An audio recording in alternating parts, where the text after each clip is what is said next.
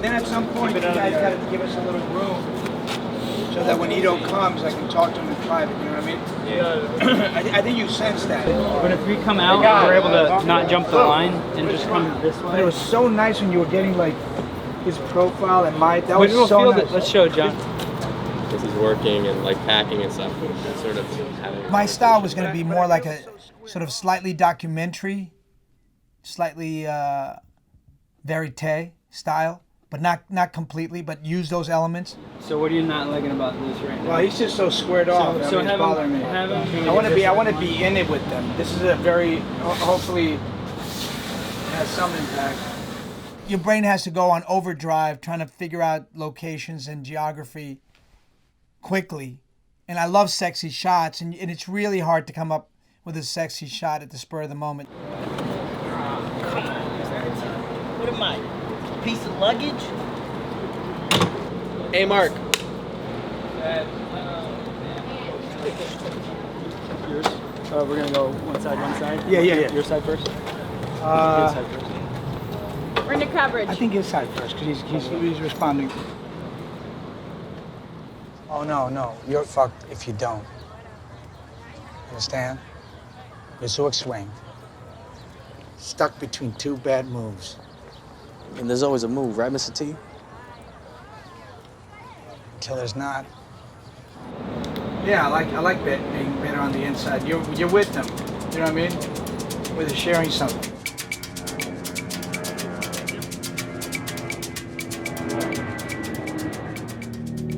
I want to ask you why these inner city boys from the hood are so good at playing chess. The thing that really attracted me about this movie was an incident happened to me when I was a young man, and this thing called a bell curve, this book came out, which was the fake scientists, but I didn't know, and nobody knew at the time that they were fake. And they did these studies trying to prove that Latin and black people were born genetically, intellectually inferior.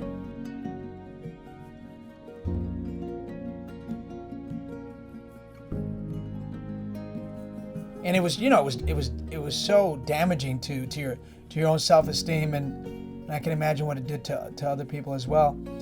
And so when I got this movie, I was like, oh my God, this is my antidote.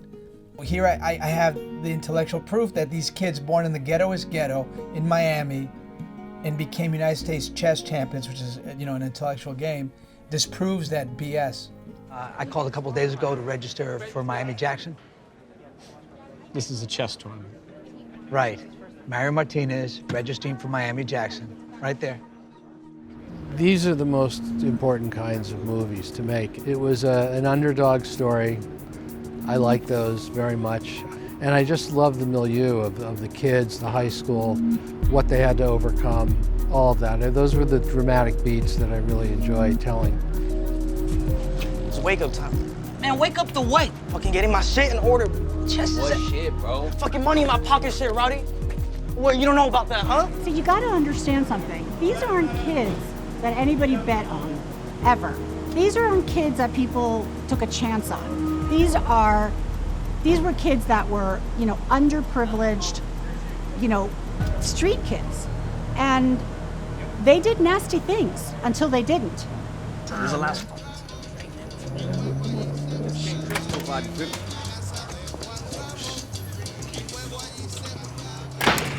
Yo, Ethan, what's good? Yo, we was just talking on. Ain't nobody talking to you. It sort of gave me a reason to go to school, because I had stopped going to school already. I really didn't care anymore. It gave me a reason to start going to school. That's all I was doing every day, playing chess in the morning. We get there before school, we play chess during lunch, and then we play chess after school. Right here, where you going, boy? You already take it too long, baby. Come on, baby. Oh my God, bro. I'm gonna keep that, bro. I used to play with a fellow teacher at the school, and then he ended up going to another school, became a counselor. So those same kids used to come around. I started to play with them, and then as I'm playing with them, they started to get really good. And then I taught them how to read and write the game. And then I said, I got to find something where they can do something with this. Marion knew he had quite the squad. And he put them through their paces, like any coach of anything, any sports coach. Put them through their paces, keep improving their game, teaching them strategy. You can move the rook up. Oh, no. That's horrible. That's garbage. Garbage. I don't even want to look. I don't want to look. Please tell me that's not what he's doing. I don't want to look. Oh, no, look. Rook to D7, taking out the knight. Bada bing. I really felt like I needed to be true to what Mario did and what these kids did. That's what I did in the classrooms. I taught real chess, real games, the real games that they really played, and hopefully, you know, I'll be able to convert some folks. G-Pawn takes knight. Alfil por F6. Hagen. These guys are really interesting because they're almost like the Avengers because each one's got a special power. You know, Marcel was definitely trained by Russians in Cuba because when Cuba was communist. I started when I was 7 or 8 years old in Cuba, but then I started getting competitive too and you know, went from tournament to tournament. All of us had different styles. There's no better thing than the other. It's just finding the universal style, that's something that works for every position. Check. He's not like the most brave person on the streets, but when he sits down and the game starts, then he's a beast. And Gil is still teaching. He's the only one that's still teaching. And he was one of the big consultants for me on this movie, really helping me because I really wanted to make chess feel like a sport in the movie. Checkmate. We had a great time. It was. I don't regret it. People ask me all the time, like, was it worth going to school 2.5 hours, you know? And I always say, yes, it was, and now even more, because now look what I'm doing because of that sacrifice. First time I met Gil was the first night that I got down here to shoot. We all went out for a meal together. A bunch of the actors, all the real guys as well, the real Gil, the real Rodelay, the real John Leguizamo. Chess in the movie, and also the movie's a true story. It's also chess for these guys in real life. Could not be more important. Well, there's something great about chess. Like, when I came in, I didn't speak the language at all. And for chess, luckily, you don't have to speak. It's actually against the rules. So that was the perfect game for me. He comes across as like such a strong individual, but I personally have met so many people, and I think more specifically men of color, that put that out there. But I know that deep down inside, and I've seen it time and time again, it's just a script that's been handed down to them. You know, this thing that I have to be like this figure of strength. Hey, yo, you don't step to my boy like that. What you doing? Let's go. Are you for real? Let's go, bro. Bounce. Nah, man. Go, man. Go. It's not what friends do, man.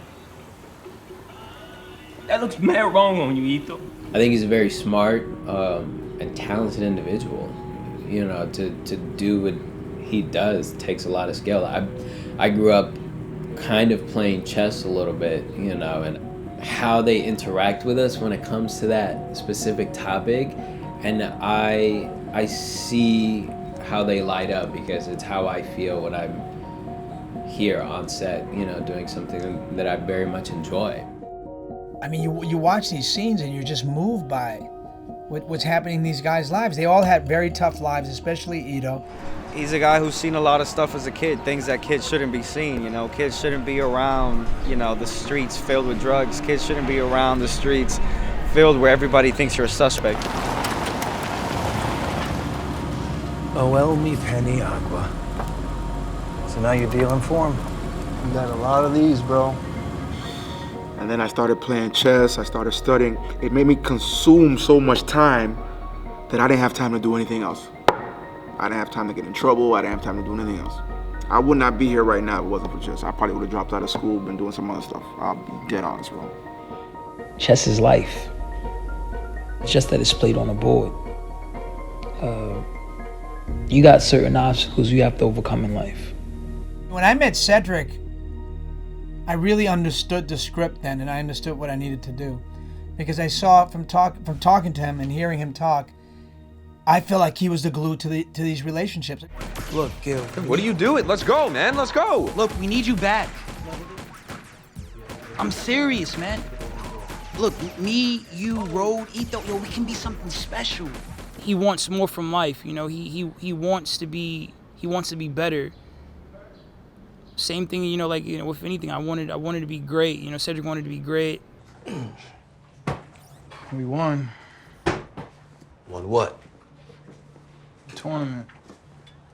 Took first place, too.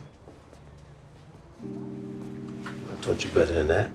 How much? Michael K's brilliant. They have a complicated father-son relationship that's got a lot of love, but it's got a lot of competition and expectation. You know what I love about this film is it's shot in my community, and you see the dysfunctionalism, the typical dysfunctionalism that's real in my community.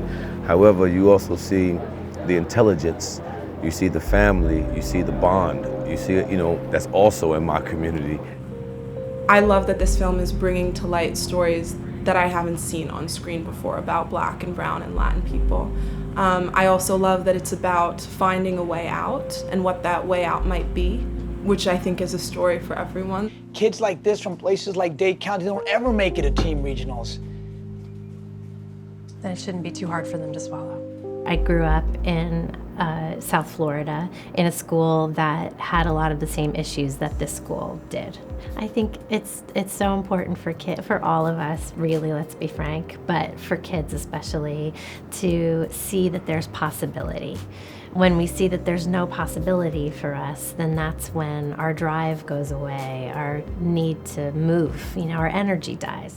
She's incredible, man, in the movie. She's amazing. What a gift. Whose pad? Yes, our pad. We all take it like take it. Yeah, take it in as opposed to so chanty. Yeah, that's. Oh yeah. I like that. I like that. We take it in more instead of like throw it out. We take it in. Yeah. I like that. John is a triple threat. You know, he can do it all. He's an electric light, and I love that about him. John has been so unbelievable in giving us all so much room to play, where it's like, I feel so free here. He was really, of course, so kind, as he always is. It's you know, it's Johnny Legs, man. When Johnny, there's certain people whose phone calls you answer. And in my book, Johnny Legs is one of them.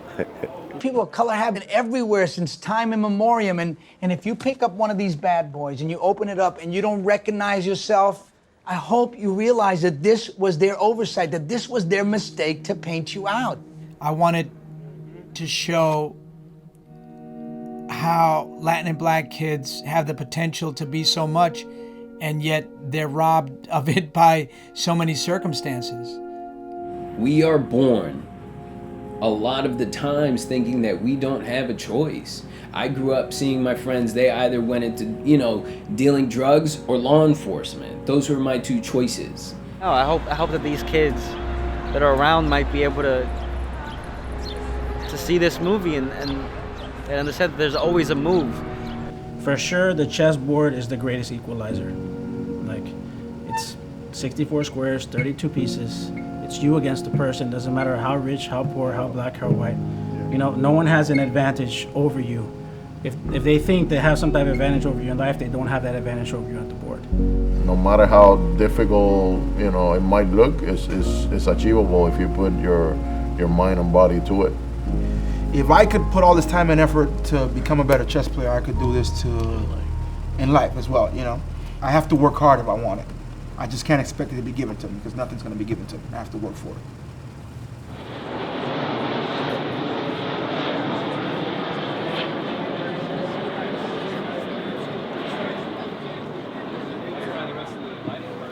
Yo, my house was way worse than this. No. At some point, yeah. before, No, I can't believe it. Isn't that amazing? No, pero look at this one, pero look at this one.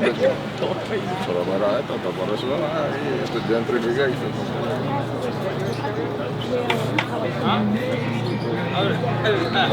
I'm taking this all in.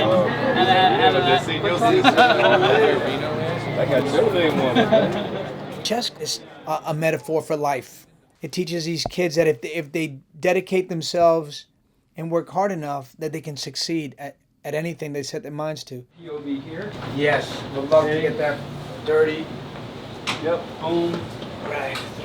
That could be clean or it could be dirty. You be in there for Seddy? We ain't got no milk. Ain't getting none neither. You don't get no allowance until you beat me, got it? I don't play. Fine. I could use $5 anyway for snacks. Let's go.